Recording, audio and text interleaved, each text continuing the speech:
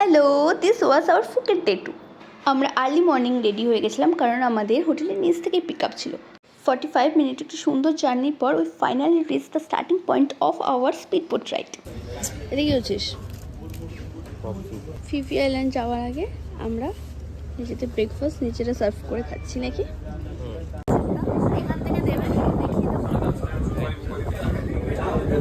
এই কাউন্টার থেকে দেবে মোশন সিকনেসের জন্য, কারণ আমরা ব্রেকফাস্ট করে স্পিড বোটে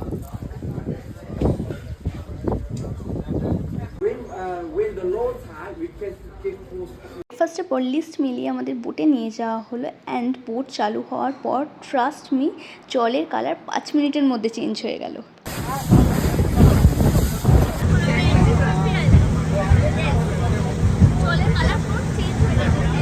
স্পিডবোটও এত ফার্স্ট ছিল যে পুরো রাইডটাই আমাদের অ্যাডভেঞ্চারাস লাগছিল। নেক্সট আমরা পৌঁছেছিলাম আমাদের ফার্স্ট আইল্যান্ড তাকাই আইল্যান্ডে। এখানে ছিল ছোট ছোট drink stall, food stall and chill করার জায়গা। সব মিলিয়ে পুরো ভাইবটাই সুপার লাভলি। সব থেকে ইন্টারেস্টিং সিটিং এরিয়া, প্রচণ্ড এক্সপেন্সিভ, কিন্তু তুমি যদি কোনো ফুড বা ড্রিঙ্ক নাও তাহলে সিটিং এরিয়া ফ্রি। আম খাচ্ছে, কলকাতায় আম খেলে খাবো না, আম খাবো না, থাইল্যান্ডে এসে আম খাচ্ছে মেয়ে, আমের স্মুদি খাচ্ছে। এই আমটা আমের মতো। হ্যাঁ, আমাদের ইন্ডিয়ার আম তো আলাদা, এখানের আম তো আলাদা, এ তো আম নয়, জাম। আমরা একটা ড্রিঙ্ক নিয়ে একটু চিল করার পর জায়গাটার ব্যাক সাইডে চলে এসেছিলাম, কারণ সেই জায়গাটা ছিল অ্যাস্থেটিক ফটোশ্যুট এরিয়া। এখানে যেহেতু আমাদের টাইম লিমিট ছিল 45 মিনিট, তাই বেশি টাইম ওয়েস্ট না করে আমরা চলে গেছিলাম next spot the monkey beach. এখানে আমাদের দেখা কিছু কিউট লিটল ফ্রেন্ডদের সাথে হয়েছিল, কিন্তু ওদেরকে আমরা ডিস্টার্ব না করে চলে গেছিলাম লং টেল বোটের কাছে ফর সাম কিউট পিকচার্স। আমাদের নেক্সট ভিজিটিং স্পট ছিল ভাইকিং কেভ। এটা মেইনলি বোট থেকেই এনজয় করতে হয় and this is so calm, beautiful and mysterious. একটা ইম্পর্টেন্ট টিপ শেয়ার করি, সানস্ক্রিন অ্যান্ড স্কার্ফ অবশ্যই ক্যারি করো, তা নাহলে সানসবার্ন আর স্কিন পিলিং হবে, যেটা এক্স্যাক্টলি আমার সাথে হয়েছিল। নেক্সট অফ দ্য ফেমাস ফিফিডন। এটা হলো মেন আইল্যান্ড, এখানে প্যাকেজের সাথে লাঞ্চ ইনক্লুডেড থাকে। ফিফিডনে এসে একটু ঘোরাফেরার পর আমরা দেখলাম এখানে অনেক রেস্টুরেন্টস অ্যাভেলেবেল আছে, আর গাইড আমাদের একটা স্পেসিফিক রেস্টুরেন্টে নিয়ে গেছিল। And guess what, Thai food, Indian food, everything was available. লাঞ্চে অনেক মেনু প্রোভাইড করা হয়েছিল, প্যাড থাই, রাইস, চিকেন কারি, পনির, ভেজ কিছু একটা ছিল, ফ্রুটস, নুডলস অ্যান্ড ডেজার্টস। আমরা আমাদের লাঞ্চ কমপ্লিট করে বাইরে এসে একটু চিল করছিলাম, কারণ এখানে টাইমটা একটু বেশি পাওয়া যায়। Next spot the swimming spot, আর এখানে আমার একটু ভয়ই লাগছে। ভয় লাগছে। জাম্প জাম্প বলো না, জাম্প কাম হিয়ার।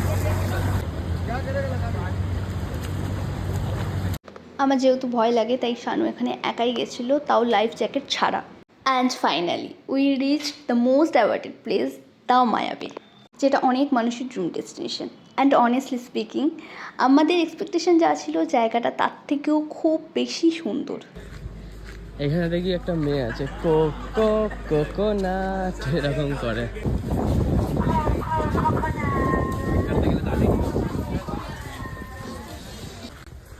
হ্যাঁ, চলে এসেছি। স্পেশালি মায়াবের ব্যাক সাইডে গিয়ে আমরা বুঝলাম জাস্ট আনরিয়াল ছিল জায়গাটা। এটা আমাদের ফিফি আইল্যান্ডের লাস্ট স্টপ ছিল। এরপরে আমরা আবার স্পিড বোটে করে স্টার্টিং পয়েন্টে ফিরলাম। পরে আমরা পাটুং বিচে ফিরে এলাম এবং রাতের বেলা গেলাম দ্য ওয়ার্ল্ড ফেমাস ইলিউশন বার। এখানে একটা ইম্পর্টেন্ট ইনফো, রাত 9টার আগে এখানকার সব বার ফ্রি এন্ট্রি থাকে, আর আমরা যেহেতু ইভিনিংয়ে গেছিলাম সেই জন্য জায়গাটা একটু ফাঁকা ফাঁকা ছিল।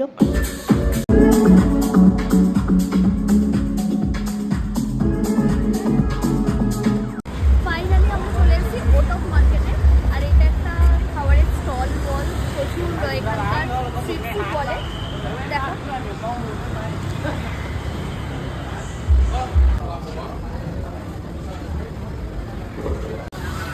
তাহলে কেমন লাগছে?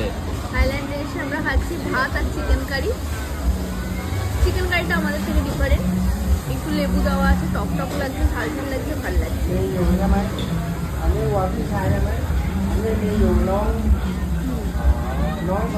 রাতের বেলা ওটক মার্কেট থেকে ডিনারের পরে আমরা চলে গেছিলাম Thai special dessert banana roti try করার জন্য।